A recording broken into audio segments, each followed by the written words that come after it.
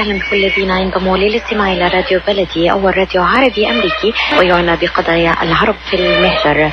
برامجنا في راديو بلدي كل يوم جمعة من 8 وحتى 9 صباحا مع ليلى الحسيني في بث حي ومباشر عبر WNZK راديو 690 AM. صباح الخير بلدي، صباح الخير لكل مستمعينا. Welcome to Radio Baladi, the first Arab, Middle Eastern, and American simulcast radio show. Radio Baladi is broadcast every Friday morning on WNZK 690 AM from 8 until 9 Eastern Time on Good Morning Michigan with Layla Al-Husseini. Our call-in number 248-557-3300. And now, stay tuned for the best radio talk show on Arab and American issues with your host, Layla Al-Husseini.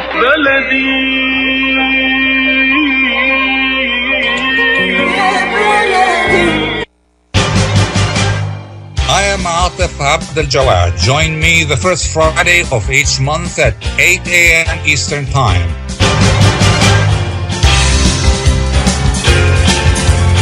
I will be discussing some of the most important issues and events in the Middle East live on America's Voice of the Arabs.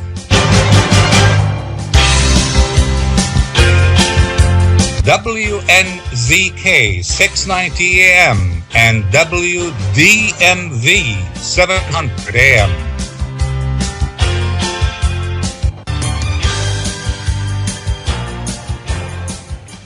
Good morning and welcome to Radio Baladi. The year 2018 is almost over. So is the Syrian civil war and the fight against ISIL. Will 2019 see the end of war in Yemen, the conflict in Libya, and the enmity between Qatar and Saudi Arabia? And what impact the Khashoggi murder might have on U.S.-Saudi relations? As we welcome the new year, Tunisians are daring the Muslim world with an equal inheritance share for women. So can the Tunisian spirit sweep the conservative land of Islam? These are some of the questions we will be discussing within the next hour with our three guests. Mr. Walid Jawad, a columnist at al-arabiya.com and former State Department policy analyst. Mr. Mehdi Eliefifi, a scholar and media consultant in New York City. And we will be joined later by Mr. Sakher Edris from the Syrian Journalists Association. Before we start our discussion, I would like our audience to know that they can call in with any question or comment.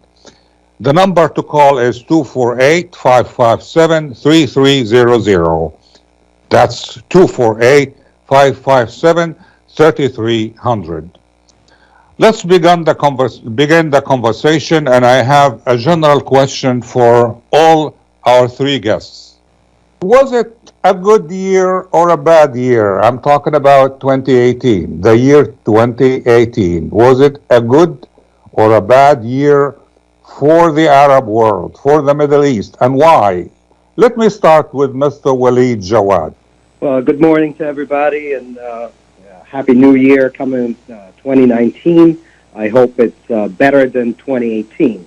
To that, we can't really say it's a bad or good for the Arab world. It was complicated, it was intense, and it was a moving target. People were mired in lots of conflicts, and that by itself makes it bad. But with chaos comes potential for hope and opportunities. So, as bad as it was a continuation of a trajectory that has been going on for decades. Hopefully, 2019 will bring some hope. Mr. Mehdi Eliefifi, go ahead. Good morning, everyone. Happy holidays. I think 2018 was a difficult year. The Arab countries have suffered a lot in the past, God knows how many decades, but this year specifically, the major issues like Syria, Yemen, and the uprising in different Arab countries have made it very difficult on all of us. So I think with all what we've seen and the new problems that we have, Qatar and the Khashoggi murder, it makes it one of the worst years in the past decade. Okay, we will discuss each of those issues in details a little later, but the same question I would like to address Mr. Sakher Edris, who joined us. Mr. Edris is from the Syrian Journalists Association. Welcome, sir. Hi, good morning, everybody. Actually, I would like to say Happy New Year's in advance. In addition to that, have a nice weekend because we are on the doors of weekend. Actually, regarding your question, well, it's complicated somehow because we have let us say two directions here. Last year or this current, by end of this year, we have like the most important for my personal view. This year, maybe it has the start is going to be like a start of optimistic results, whereas the killing somehow are reduced, killing volume is reduced, stop killing and all most of the Syrian areas, with all the tragedies, murders and crimes are committed in Syria. But I guess now the international community, they took their decision to stabilize the area. I guess I'm not yet sure the indicators say that, but it's very complicated to decide whether it was good or the worst year. But the most important for me as a Syrian citizen, let the killing is stopped, as I mentioned, with all of tragedies around this killing stop. We had a lot of hard time. We had a really hard time in this year. A lot of crimes, a lot of murders are committed in against the Syrian civilians. Actually, mostly against the civilians. But frankly, it's very complicated to say it's the worst or the best because it's relatively, if you want to classify it, it's under average. Okay, so all three of you agree that 2018 was complicated, was tense, was chaotic, was difficult, and to some degree, maybe the new year will bring some optimistic results. Let me go back to Mr. Walid Jawad. If you want to select one issue now to demonstrate how complicated, how chaotic, how tense the year was, what would you say? Well, I will bring up the murder of Jamal Khashoggi. To me, that epitomized the complexity and the missteps that a lot of different governments have been taking, trying to solve political problems with violent means, and that the murder by itself was uncalled for, despicable, and should not have been considered to begin with. And the ramification of that murder goes beyond the journalist himself to international relations between the U.S. and Saudi Arabia, and of course Saudi Arabia and Turkey, and so on and so forth, complicating issues for everybody. Walid, what do you think the impact will be on of the Khashoggi murder on Saudi-U.S. relations? The relations, as you know, are old and strategic. Yes, it's actually extenuating the problematic relationship that started and was based on oil for security, and that simple equation is no longer the predominant one. The relationship between the U.S. and Saudi Arabia is much more complex. Oil for security is only a springboard There's a lot going on. More than that, especially that Saudi Arabia's mutual interest in keeping oil flowing in the way that it does kind of nullifies the equation. So it goes to secondary aspects, especially when it comes to this administration and MBS, where money is exchanged in a more fluid way. So, you have the personal aspect and you have the international relation aspect that goes back in history. Now, the Congress is having an issue, and rightfully so, and is taking measures to correct that imbalance. So we will have to see how powerful and how committed Congress is going to be and how the Senate is going to react as it offers bills to punish Saudi Arabia, or specifically punish NBS. Yes, Mr. Mehdi, do you agree with Mr. Jawad, Walid Jawad, that the Khashoggi murder is a good example of how the year 2018 was difficult and complicated? I do agree on certain aspects, but being an expert on the Saudi-American relation, there is actually much more that what the normal person can see on the Khashoggi tragedy. A lot of people have not talked about or does not know the complexity of the royal family and that the steps that was taken by MBS that was out of the ordinary. For example, I was speaking at one event, how come the appointment for the current foreign minister, for example, Adel Al-Jubair, who was, I consider him an insider in Washington, D.C., becoming the ambassador, then becoming the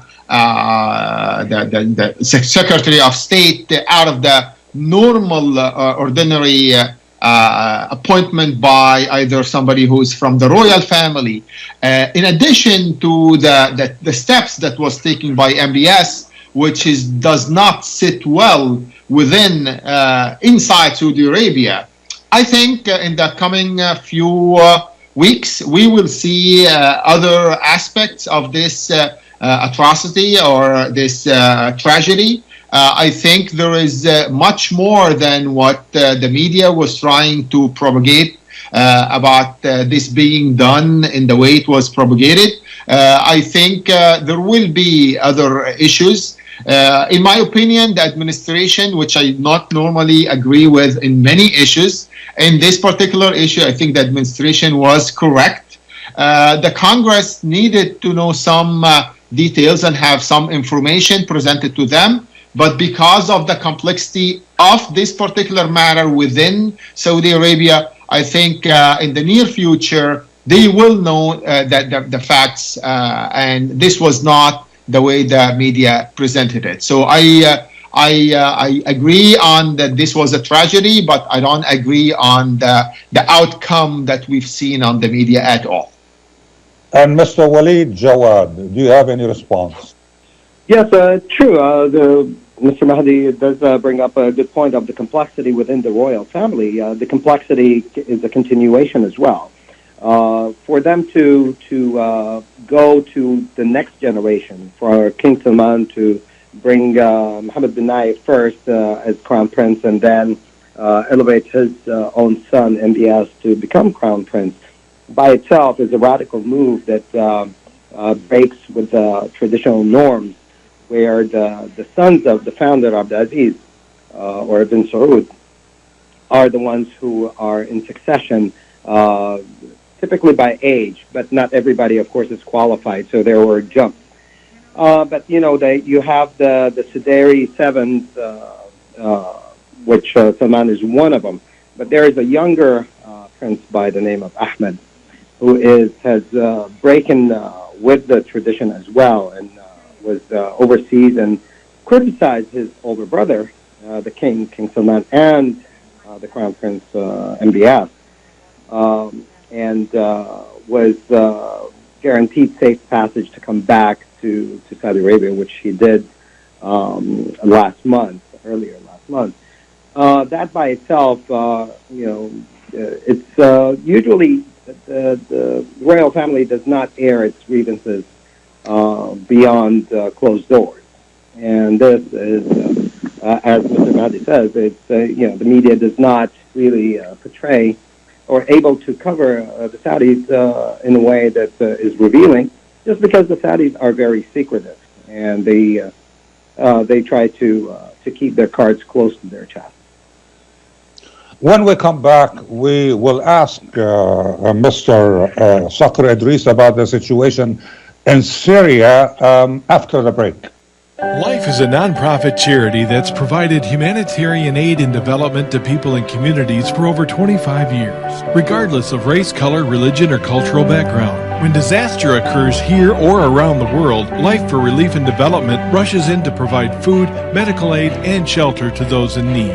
Please help improve these efforts. Make your tax-deductible donation to Life now at lifeusa.org or call 248-424-7493. It's all in one grocery store, and that store is Zamzam Fresh Foods Market. Zamzam Fresh Foods Market offers fresh vegetables, halal meats, a great fresh bakery, as well as nuts and spices and much more. They also offer special deals every Wednesday, so don't forget to ask for your favorite foods, as shish kebabs are ready to go. So please stop by Zamzam Fresh Foods Market at 24065 Orchard Lake Road in Farmington Hills. Their phone number is 248-476-0300. Again, that phone number is 248-476-0300. And they are open from 9 a.m. to 8 p.m. Zamzam Fresh Foods Market is your one-place stop for all your grocery shopping needs and your favorite foods.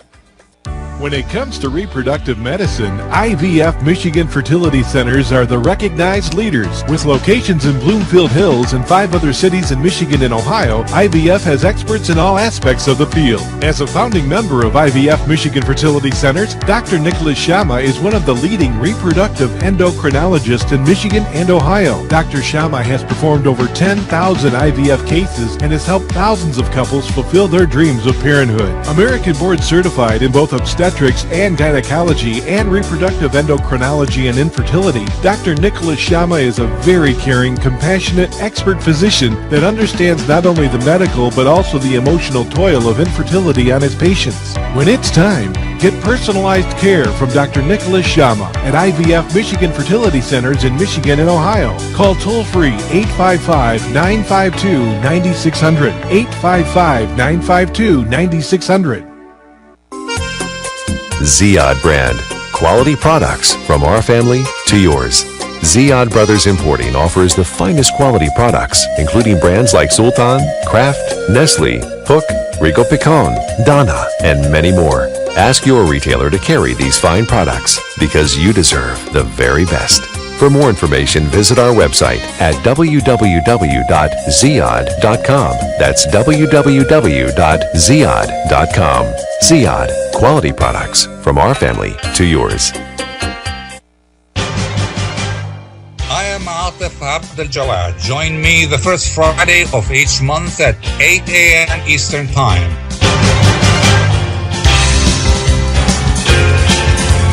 I will be discussing some of the most important issues and events in the Middle East live on America's Voice of the Arabs.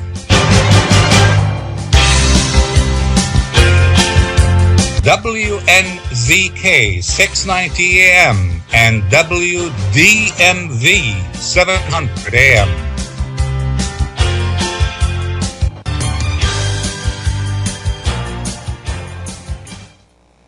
Welcome back to our discussion on Radio Baladi. We are discussing the impact of 2018 on the Middle East, the Arab world. And I would like to switch now to the situation in Syria. We have with us Mr. Sakher Edris, who is based in Paris, France, and who is the Secretary General of the Syrian Journalists Association. Mr. Edris, you in the previous segment, you talked about how complicated the year 2018 was for Syria, at least, but you also expressed some optimism, some maybe indication. Do you have indications to support that? Is it because of the killings that have stopped by and large in Syria, or do you also feel optimistic about a political solution in Syria? Well, first of all, if you want to go back, we will find, since Obama said, for example, ISIS is going to take like 30 years and it needs 500 billion to finish, to eliminate this terrorist organization. We found that within like a few months, ISIS was eliminated. This is the first indication. Whereas it's like, as I know, and I don't know, I guess most of us, they know that ISIS is combination of different groups. Even the intelligence they penetrate this ISIS. Anyway, the second issue, to stop the bombing, and it's kind of when they applied or started to for this truth no-fly zone in Syria, and the bombing stopped from the Syrian regime and from the Russian forces as well, and now start to negotiate the political solution in Syria. All of those things, I mean, all of those can be indicators that is going to be like political solution in Syria. In addition to that, the trend itself changed. The trend of the events in Syria has been changed to somehow they start calling for a peaceful movement, start calling for rebuilding. You know that the rebuilding is very critical issue now in Syria, and everyone is putting his eyes to participate in the rebuilding, because from economical perspective, I'm talking here. So in addition to that, I want to say maybe this is behind the scene, that how international community, whether like politically or even civil society or international organization, how they start deal with the Syrian crisis. So all of those, it can be indicator, and everyone is they start talking or launching kind of peaceful talks between the Syrian opposition and the regime. Whereas we have to indicate or to put underline Syrian opposition, because Syrian opposition themselves, they are not united. So we have different Syrian opposition. So now they are trying to contribute in the peace talk. So I guess all those issues or indicators, let us name it as indicators, they drag us. There is kind of political solution, especially now after let us say, the undercover quarrel or undercover fights among the countries, Russia and United States, Iran, Turkey, the players in the Syrian file, like some Gulf countries, in addition to Turkey, in addition to Iran, America, United States, Russia, China as well, which is not yet announced. But all of those indicators, I guess, it's somehow it has that 2019, it has some of optimistic indicators. Mr. Mehdi, do you share Mr. Idris in that sense of optimism? I guess the Syrian problem is much more complicated, and because of the involvement of Iran and the U.S. building some bases on the northern part of Syria, and the problems between the U.S. and Russia, it is kind of complicated. The last talks did not come up with anything when it comes to putting together a roadmap. So I am not as optimistic, even though I wish that this atrocity will end and all this Syrian refugees some of them will come back. The regime is still in control in most of the areas, but there is a lot of atrocities happening in the northern part and other areas in Syria, especially when it comes to the Kurds. The Turks does not want the Kurds to be in their area, and want to label them as terrorists. The U.S. Are relying on the Kurds as the most reliable resistant group, in addition to other groups, especially after the experience of the U.S. working with some of the groups before that were infiltrated by the Muslim Brotherhood and other organizations. So I guess it's going to be very difficult to find a solution within the next few months, 2019. I'm not that optimistic unless there is a will, especially from Russia, to force the regime to sit on the table, which I don't see happening.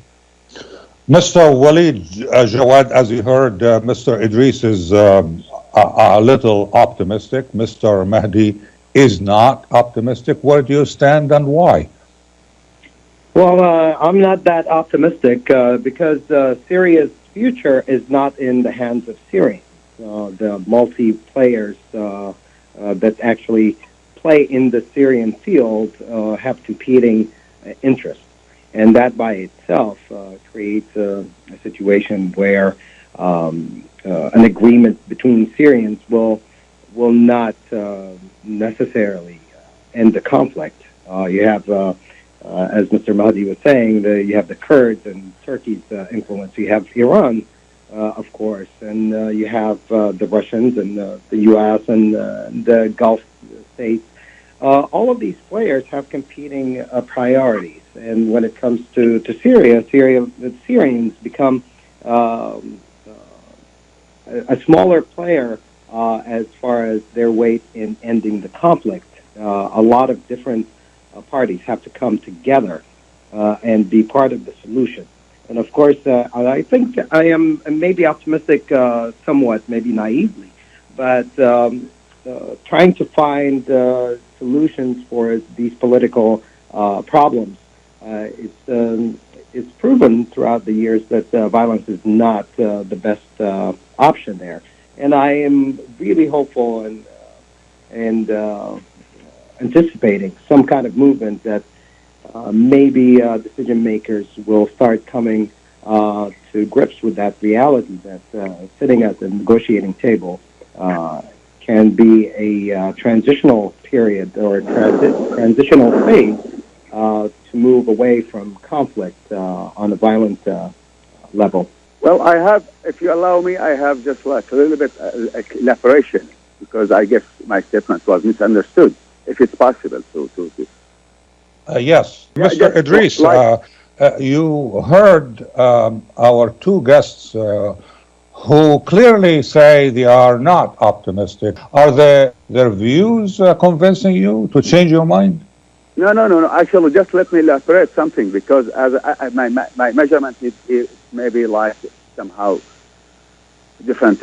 I'm optimistic doesn't mean that it's going to have a solution in 2019. No, there won't be solution. But as I said, it's kind of the first indicator for me, or the first measurement. Like the killing is somehow minimized. This is the first issue. We are now knocking the doors at the detainees issue, political detainees. We are talking about hundreds, thousands of detainees, political detainees. We are talking about them now, disappeared, kidnapped, also displaced, as mentioned here, your guest, about the Kurdish Arabs issue as well. But here, I mean by optimism here. But there is a solution, the start of that, maybe it starts in 2019, but that maybe it needs, frankly, decades to reach an agreement. But at least my first measurement here is the blood issue. The blood issue is like minimized. The killing still there, but it's very complicated. Like we have Russia, that players are Russia, United States, Iran, which is like even the Syrian, they are very scared. They are very about the Iran ideology and invasion of some Syrian cities by their ideology. Also Turkey as well, some GCC countries who are really players in Syria. And as it's mentioned, actually, the decision not and wasn't in the Syrians' hands. But I'm saying from my perspective is really the blood is somehow minimized. So it's minimized. And we know the fight among Syrians. The Syrians, they were holding the weapons not because most of that they were holding the weapons and fighting by others' order, not by their order. By others' order. That means if they stop, the battalions are stopped, that means the country supported them, decided to stop. This is what I mean.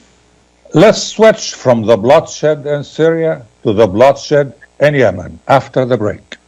The Rama Relief Foundation provides humanitarian aid into areas inside of war-torn Syria, as well as aid to the refugees who have fled to the neighboring countries in the Middle East. The foundation offers food baskets, container shipment, mental health, education, soup kitchens, and more. Go to ramarelief.org or call 248-990-4247. Any donation amount made to Rama will go to sustaining many lives. Call now 248-990-4247. Are you going to start a restaurant or grocery store soon? Do you need floor plans and designs? Call Naji Abood at 734-744-9796. Do you want to buy kitchen and restaurant equipment at discount prices? Call Naji Abood now, 734-744-9796. New Concept Products and Design, the trademark of kitchen equipment. 5% discount on all purchases of $75,000 or more. New Concept Products and Design, new location, 31185 Schoolcraft in Livonia. Learn more at www.newconceptproducts.com. Call Naji Abood, 734-744-9796. When you're looking for the best in optical care, Dr. Imad Nakash is your doctor to see. With years of experience and thousands of successful procedures performed, you can trust your eyes to Dr. Imad Nakash. See Dr. Imad Nakash and his professional staff for your eye care needs. There's 2 locations to serve you. In Hazel Park, call 248-336-3937. 248-336-3937. In Rochester Hills, call 248-299-3937. That's 248-299-3937. Kushat's Mediterranean Market and Shish Kebab offers a great array of your favorite Mediterranean meals. Meals range from lamb specialties, shawarma sandwiches, seafood dinners, and they offer special big trays of your favorite food, plus much more. Kushat's Mediterranean Market and Shish Kebab address is 32839 Northwestern Highway in Farmington Hills. Their phone number is 248-538-9552. That number again is 248-538-9552, and the supermarket is open from 8 a.m. to 9 p.m. Kushat's Mediterranean Market and Shish Kebab will definitely leave you satisfied. I am Atef Abdel Gawad. Join me the first Friday of each month at 8 a.m. Eastern Time.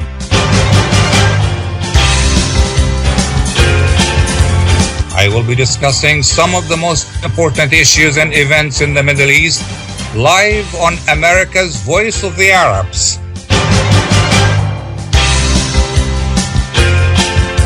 WNZK 690 AM and WDMV 700 AM.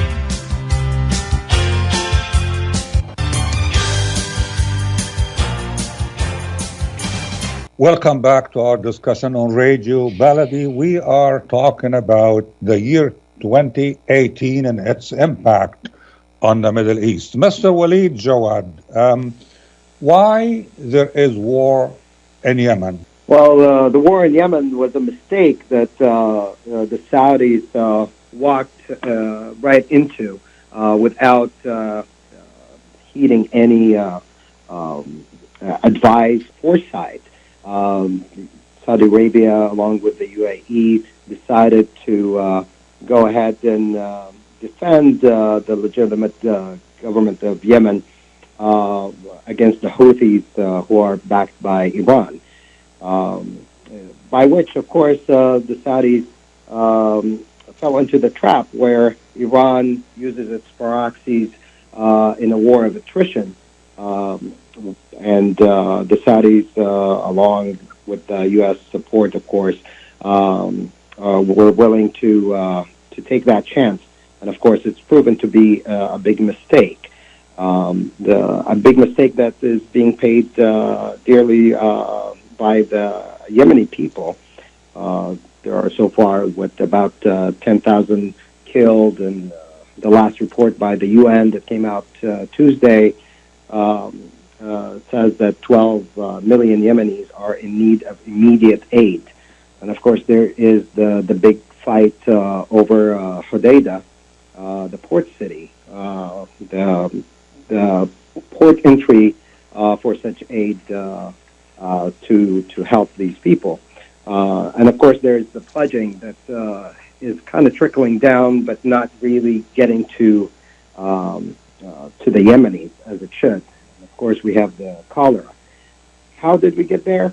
A series of mistakes, a series of problems. The Yemenis themselves have a long history of instability and internal strife.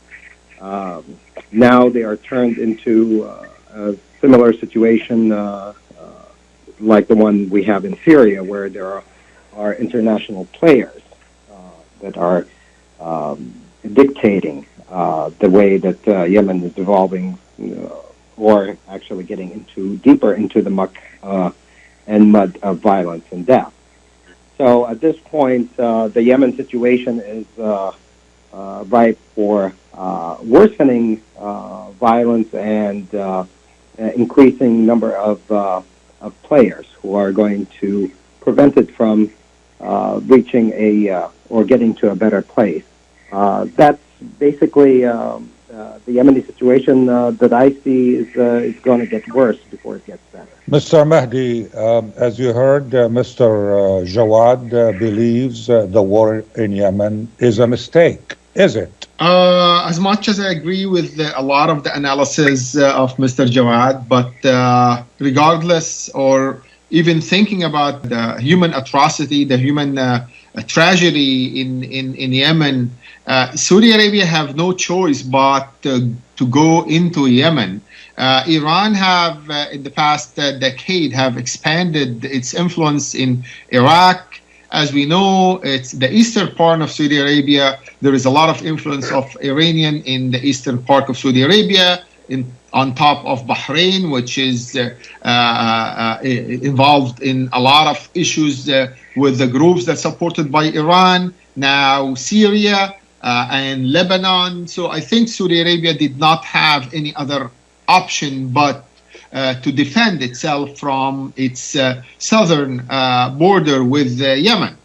I think as much as I wish to see this war in Yemen ending and to see this human tragedy ending, but unfortunately the Houthis, supported by Iran, did not keep any of their promises and any of the function that was developed specially to create some kind of peace. I do hope that the involvement of the U.S. government now, with all these calls from Congress to stop the war in Yemen, can pressure somehow the Houthis and the legitimate government to sit together and find a solution for Yemen. So far, I have not seen any real steps towards this solution, but I hope in the next few months, especially with the pressure from the human rights organization, from other people in the region, that they can pressure Houthis that are supported by Iran and the Yemeni government to sit down together and find a solution to this atrocity. But Mr. Mehdi, the U.S. pressure is on Saudi Arabia primarily. It is, but they said that they're going to have, keep in mind, the U.S. always have some allies. For example, Oman is talking indirectly with Iran in other issues. We always have some files, some certain things or certain tools we can work with in issues like that. I'm not saying that it's going to be an easy target. Everybody now is against Saudi Arabia because we know why, because of the issue of Khashoggi, which is not even clear until today. So we hear all these voices coming from the U.S. Congress to try to stop Saudi Arabia in Yemen and to punish Saudi Arabia because of Khashoggi. But I think unless the Houthis will sit down with Yemenis, there will not be an end to this atrocity. Yes, Mr. Mehdi, but I just would like to indicate that the Khashoggi murder was not committed by ghosts. There were about 15 Saudi citizens who flew from Riyadh to Istanbul and who committed the crime. Let me go ahead. Everybody knew that there was Saudis, and those Saudis were close to the royal family. But understanding and knowing the complexity of the royal family in Saudi Arabia, this kind of atrocity can happen without the direct knowledge of certain people. And days will come and we will see how this was committed. But as my colleague, Mr. Jawad said, it's very difficult to break into the ins and outs of the Saudi royal family. Mr. Jawad. If you don't mind to interject here, in this case, for the Jamal Khashoggi case, there is, in my mind, no doubt that it came from MBS himself. Either the best case scenario is that people who carried it and led the charge misunderstood his intentions, and that's giving him the benefit of the doubt. But the reality of the matter, nobody there will dare risk their own lives and their own future by not being very clear on what is the order. And at this point, everybody who was part of this kind of reported, at least the top two, reported to MBS. So it is problematic to absolve MBS from his responsibility as the leader. In Saudi Arabia, yes, there is consensus and there is a lot of complexities within the royal family, but just know in Saudi Arabia, something like this on this magnitude would not happen without direct orders from top. And in this case, it's MBS. Okay, going back to the situation in Yemen, and my question for Mr. Idris is that, Mr. Idris, you, a minute ago, you talked about how the Syrians were not fighting each other because they wanted to fight each other, but rather because were fighting on behalf of other outsiders. Do you think the same concept applies on the war in Yemen? Well, yeah, I guess the same, and it's kind of a proxy war. We remember all to go back, like to check. The history tells us that it's the battles started by the Houthis and the forces of the ex-late President Ali Abdullah Saleh to control some cities like Aden and Taz and Marib. Of course, this were supported by both Houthi and the forces of Ali Abdullah Saleh were supported by Iran, and we know that, in different occasions they said that we want to control the Strait of Bab al-Mandab. So I guess it's a proxy war, and it's a tragedy, caused a lot of tragedies as well, and I don't know, not all the media highlight that due to political issues as well. So somehow, still, I consider it a kind of proxy war. I hope that it's going to be eliminated or at least stopped, or, well, it's a matter of hope, especially now in Sweden, like there are some talks. We don't know that what's behind the scenes on those talks, but at least they start to talk, because in the past, the Houthis, they refused even to negotiate about it. Yeah, I still consider it kind of proxy war. Okay, when we come back, we will talk about Tunisia's inheritance law and some other issues that maybe we are missing in this discussion after the break. بتعرفوا شيء، احنا كتير بنهتم بالمقبلات بالأكل الشامي، واحنا بنهتم بالبهارات والتسبيكة في الأكل المصري، واحنا نهتم هواية باللحوم وجودتها بالأكل العراقي، واحنا في مطعم عشتار نهتم بيكم. اعتمدوا علينا أيا كان. نحن في عشتار نعرف أن لكل مذاق أسرار، فنحن نقدم أجود أنواع اللحوم من ملحمة عشتار الواقعة على 56865 راين رود. عشتار، قصة حضارة ترويها لكم أطباقنا المميزة في كل زيارة. تفضلوا بزيارتنا في 3625 East 15 Mile Road ستيرلينغ هايتس. مطعم عشتار بإدارة فادي بهنام وعلي البغدادي. 586-698-2585 586-698-2585. If you have immigration questions dealing with wanting to visit the United States, wanting to work in the United States, wanting to study in the United States, or bringing your family to the United States, you need to contact Lagana and Associates Law Firm. Lagana and Associates Law Firm practice areas include family and business immigration and deportation. Dealing with cases overseas in the Arab region, for free consultation, please call their WhatsApp number at 001-617-283-1018. Lagana and Associates Law Firm offers experienced guidance that will help you with your legal needs as well as navigating the legal system successfully with confidence. Again, their number is 1-617-283-1018. I am Atef Abdel Gawad. Join me the first Friday of each month at 8 a.m. Eastern Time.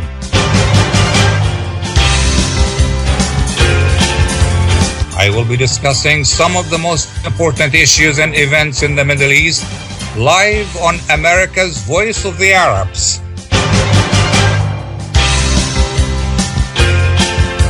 WNZK 690 AM and WDMV 700 AM.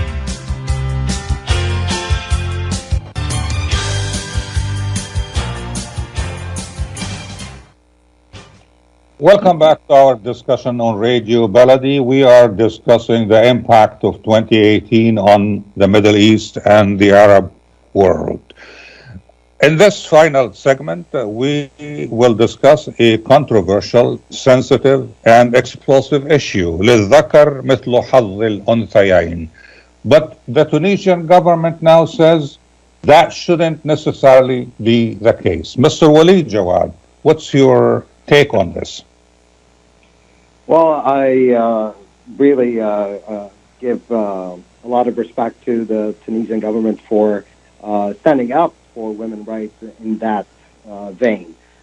This is a time that is an era that is different, where women actually gaining more rights, and that should be reflected in the code that is being put in the legal system all around throughout the Arab world. For Tunisia to take on this as the first, I could give them kudos for their willingness to fight the good fight. Religion, Islam, brought us great advancement in humanity and a legal system that every Muslim can be proud of. But it cannot stagnate. And Islam itself speaks of that it is appropriate and usable in every era. And to that, you need an interpretation that is consistent with the times. And this rule might usher in that new, fresh interpretation of what Islam is trying to achieve, and not to be beholden to the letter of the words that are being given. Because Islam, at the end, is all about intentions and equality. So maybe a new crop, a new generation of interpreters, imams, and legal, religious scholars can help pave the way for that equality that we are going to witness in Tunisia. And I hope that they are able to make that a reality without too much instability and dissent. Mr. Mehdi. I actually totally disagree with the analysis, because I don't expect a brain surgeon to be a scholar in Islam, or a scholar in Islam to open somebody's head. It seems to me that sometimes we misunderstand that there are certain issues that need to be dealt with expert people have studied and actually has spent all their life studying theology and religious studies. There should be the ones determining things of that nature. Keeping in mind for some of us who knew a little bit about the Quran and about there are certain things that cannot be just changed because the new era or the world order have changed. And I rather have people who are qualified to make such judgment. I personally, I don't think that this is a political issue or a human rights issue for somebody to come and say that this should, the basic laws of Islam need to be changed. So tomorrow we'll find somebody that will come and say, oh, you're busy, you're not supposed to pray 5 times a day. Or what does it mean for somebody to travel all the way to Saudi Arabia to go around some rocks? I think this is totally taking the basics of the essence of a wonderful religion like Islam and having everybody be a scholar in Islam. I think with the way it is presented, it's a misleading presentation. Equality is very well defined in Islam. This issue is very, very complicated. Al-mirath, or inheritance, how does it divided? And a lot of people does not know that there is in areas in Islam that the women get more than half of the man. But unfortunately, this is not the time of the place. There is areas where if you look at the inheritance law in Islam, the woman can take 3 times as much as the men. And maybe we can have somebody who is a scholar in Islam to talk about this. But I think when it comes to what's going on in Tunisia, I think there is a misunderstanding and misinterpretation of the wonderful of Islam. And as usual in the Arab world, these things are not very well defined, and communication is not very well defined. So we get uprising for issues like that. But again, I think I don't agree at all for us as politician or expert in other area to come across as a scholar in Islam, as much as I don't agree if a brain surgeon will come and become a scholar in Islam, for example. But Mr. Mehdi, a question. Had we had a female guest with us today, what do you expect her to have said? It depends on how her knowledge, because this female guest, if she's a scholar in Islam and she can say that, I'll be more than happy to discuss this with her. It's not a male or female issue. It is an expertise and training and knowledge. As much as we don't allow anybody off the street to come and perform a surgery on somebody's brain, I don't think it is acceptable for any one of us who is not trained and have studies the real fiqh and the ulum of Quran to come and give a solution to something like that. It's just giving the issue to the expert for them to say it's not for me to determine if this is right or wrong. Mr. Idris, what's your take on this? I briefly just would like, I guess we need to historical revision of interpretation, because as it's mentioned by Mr. Afifi, sometimes the woman like inherit 3 times of a man. I totally support, personally, I totally support this equality between a man and a woman, and the interpretation of Quran about that لِلذَّكَرْ حَظُّ الْأُنثَيَيْنِ, I guess it needs really to be revised, because it's an human effort. It wasn't interpreted in a very well manner, and it needs specialized people. I'm not in the place to give neither the time nor my position to give advice about that. But if you want to conclude like an overview, general overview, totally I support this equality law between man and woman. Well, I wish in the final seconds of this show to receive a phone call from a female listener to tell us what she thinks about that. Mr. Walid Jawad, finally, we have only a few minutes left. Do you think we left out some important issues that we needed to deal with as part of the events of 2018? Well, I always have one issue in the back of my mind that informs a lot of what's happened throughout the last few decades in the Middle East, and that is the Palestinian question. And that is something is simmering in the background, and it is worthy of in-depth analysis and review. Just yesterday, the UN defeated in the General Assembly a bill that was presented by the U.S. on behalf of Israel to condemn Hamas bombings.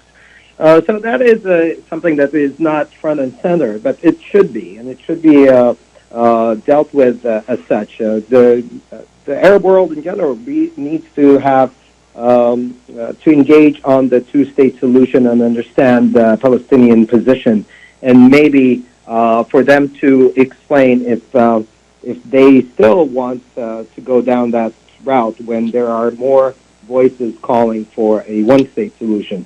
At least from the outside, it's easier to make such judgments, but the Palestinians themselves need to be engaged, not within themselves, which they are divided anyways, but for them to come together, have a vision for what their future should look like, and maybe have a discussion with the rest of the Arab world so that they can get the support that they need. Mr. Mehdi, in 20 seconds, please. Any other issue? I think I agree totally with Mr. For what he said. Yes, Mr. Jawad, but I think the problem lies here in the Arab world itself. The Palestinian issue should be up and center and in the front of all our issues, but unfortunately, everybody knows that the Arabs are not supporting this issue, and the reason that the U.S. have moved its embassy to Jerusalem, because when President Trump visited Saudi Arabia, there was more than 50 Muslim countries. None of them said anything about it. That's why. Thank you, Mr. Mehdi. You made your point, and thank you to Mr. Walid Jawad, Mr. Mehdi Eliefifi, and Mr. Sakher Edris. And I will see you again the first Friday next month. Have a good weekend.